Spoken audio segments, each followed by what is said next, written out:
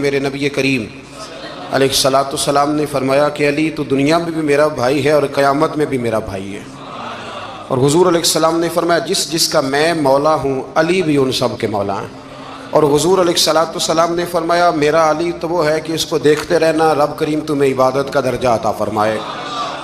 فوراً سوال اٹھتا تھا ذہنوں میں کہ جو نہ دیکھ سکیں گے تو وہ کیا کریں گے؟ تو محبوب نے فرمایا ذکر ولی عبادہ، وہ علی کا ذکر کریں گے تو اللہ انہیں عبادت کا درجہ عطا فرمائے۔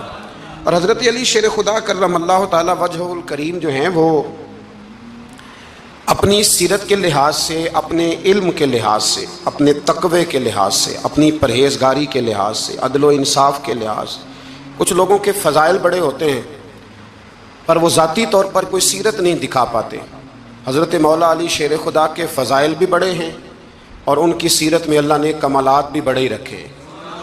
جس طرح نبی کریم علیہ السلام نے جناب ابو طالب کے گھر میں پرورش پائی، مولا علی کے گھر میں حضور رہے، تو مولا علی نبی کریم کے گھر میں رہے، وہاں پرورش پائی حضرت علی شیر خدا نے، اور ساری کی ساری ان کی تربیت رسول کریم کی مقدس آنکھوں کے سامنے ہوئی، اور حضور ان سے بڑا ہی پیار کرتے تھے۔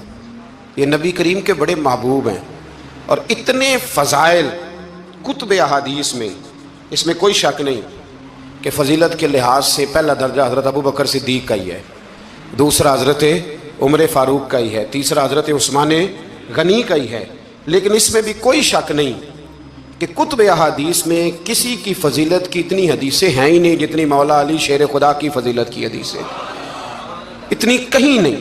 اور تمام صحابہ کے یہ مشیر تھے، تمام لوگ ان سے محبت کرتے تھے، بلکہ حضرت عمر فاروق تو فرمایا کرتے تھے اگر علی ہمارے درمیان نہ ہو تو ہم تو ہلاک ہی ہو جائیں۔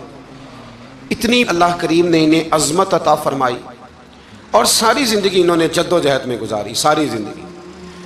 حضرت ابو بکر نے بھی خلافت کی، وہ بھی بڑی مشکل تھی لیکن حالات سنبھل گئے۔ حضرت عمر نے بھی خلافت کی، حضرت عثمان غنی نے بھی کی، لیکن مولا علی شیر خدا کی جو خلافت تھی وہ بھی بڑی آزمائش والی تھی۔ مسلمانوں کے اندرونی معاملات کو بھی دیکھنا، بیرونی محاذوں پہ بھی لڑنا، بڑی جد و جہد کی حضرت علی شیر خدا نے۔ ایک بات سب سے پہلے آج ہم نے یہ یاد رکھنی ہے کہ حضور نے فرمایا ہے کہ علی کی محبت ایمان ہے اور علی کا بغض نفاق ہے۔ اب محبت ایمان ہے تو کیسے پتہ چلے گا ہمیں حضرت علی سے محبت ہے؟ کیسے پتہ چلے گا؟